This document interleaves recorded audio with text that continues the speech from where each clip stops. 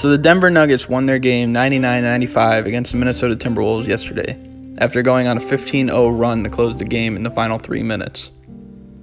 And with this win, they clinched the second seed, a better record than teams like the Rockets, the Thunder, the Spurs, the Jazz.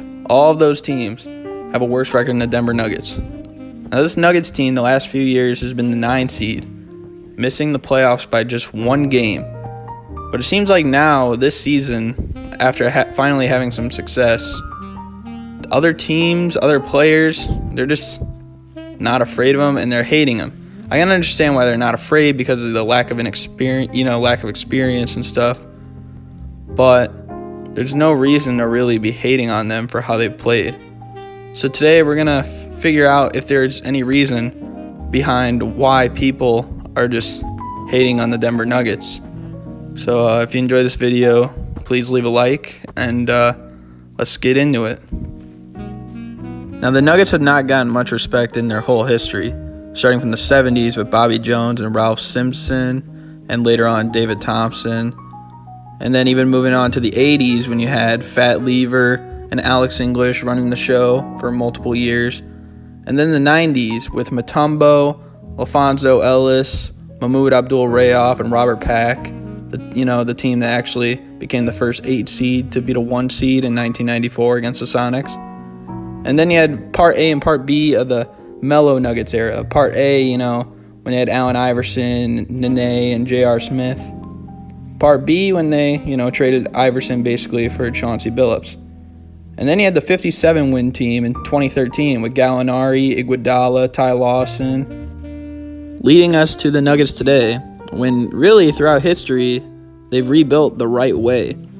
I mean, Nikola Jokic in the 2014 NBA draft, he was the 41st pick, and no one really thought much about him. I mean, his NBA comparison was Nikola Vucevic, but back in 2014, that wasn't really the all-star Vucevic. And you could see he got picked below other guys like Glenn Robinson and DeAndre Daniels, okay.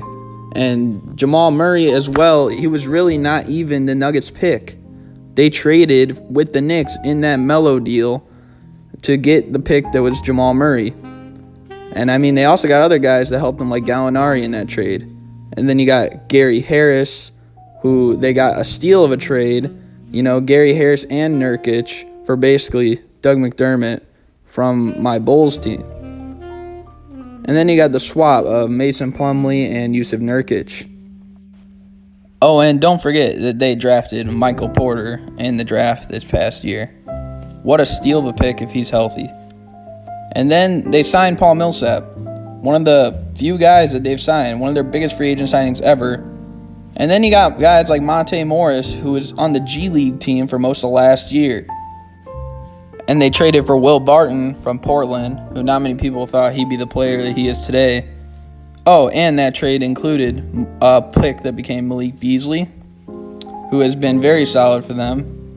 They also got Torrey Craig for basically nothing, an undrafted prospect. Even their coach, Mike Malone, came in with inexperience, and he's improved the team every year. There's this team by the name of the Golden State Warriors that actually has a lot in common with this Nuggets squad. Okay, not those Warriors. These Warriors. Young Steph, young Clay, a younger Draymond. Really, Jamal Murray and Gary Harris, they have such a good chemistry together that they really resemble Steph and Clay. Maybe not in terms too much of their shooting yet or ever, but still. Nikola Jokic, he's really the heart and soul of this team and gets everyone going. Kind of similar to a guy by the name of Draymond Green. Now, Jokic is way better offensively, but similar roles. Even Mason Plumlee off the bench. He's a good quality, high-energy guy. Kind of similar to Andrew Bogut. Because Mason Plumlee, he's had some good games in his career, but he's taken a bit of a sacrifice. Torrey Craig, undrafted. No one had known too much about him. And he's blossomed now. Kind of like Harrison Barnes a bit. Now, he started out off the bench and then became a starter for this Warriors team. Paul Millsap was their big signing, their big acquisition that was a veteran. Kind of similar to how Iguodala acts on this Warriors squad. I mean, this is also the first time that both their coaches had any success in the league. But we can't even compare the cities of Denver and Oakland, or eventually San Francisco, where the Warriors play is very vibrant and lively, whereas the Nuggets, I mean, it's very cold, high altitude, not the same. I mean, why do you think that the Warriors have had way better free agent signings? And if Paul Millsap is the best that the Nuggets can get, and why are we hating on him? Why are we getting too scared? Maybe because of one guy, Jamal Murray. Jamal Murray, you either love him or you hate him. You know, it's kind of similar. He's cocky like Steph Curry. That's why I also compared these two. But even on success, this team hasn't disappointed yet. Like, look at the Blazers last year.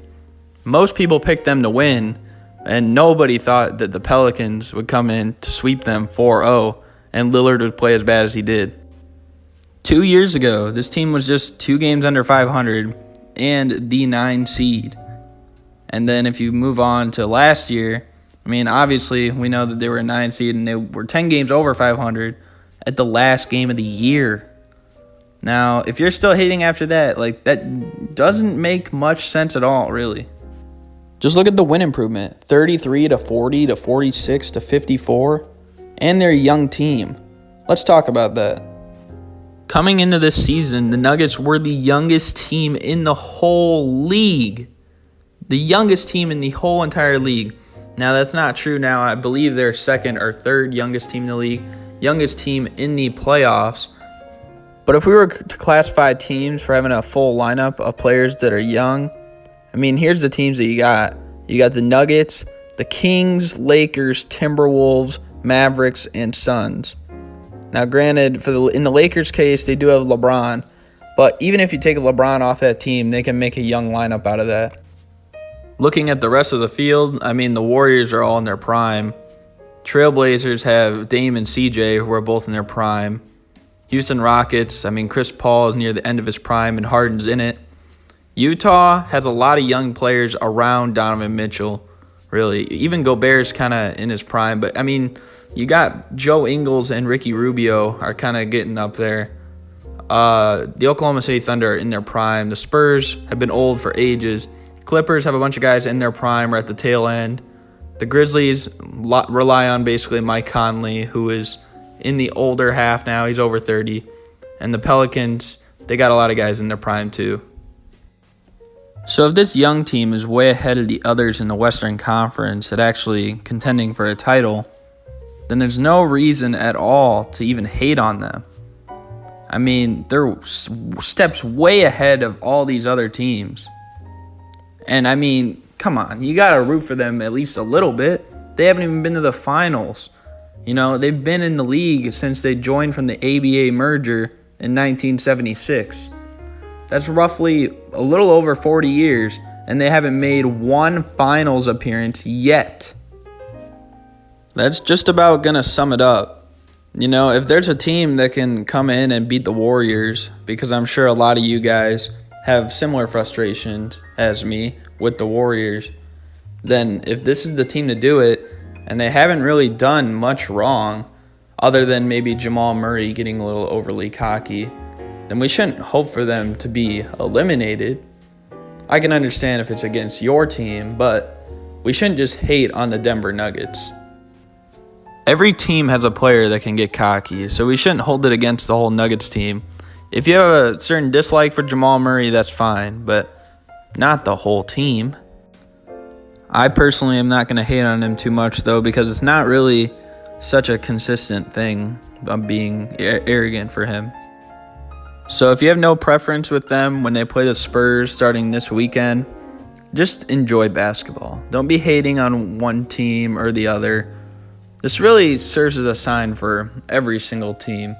It's just sometimes it's just there's no point even to hate. But it's especially obvious in the Nuggets case. But if you guys enjoyed, be sure to like, comment, and subscribe. And peace. I'll leave you with a little bit more jazz.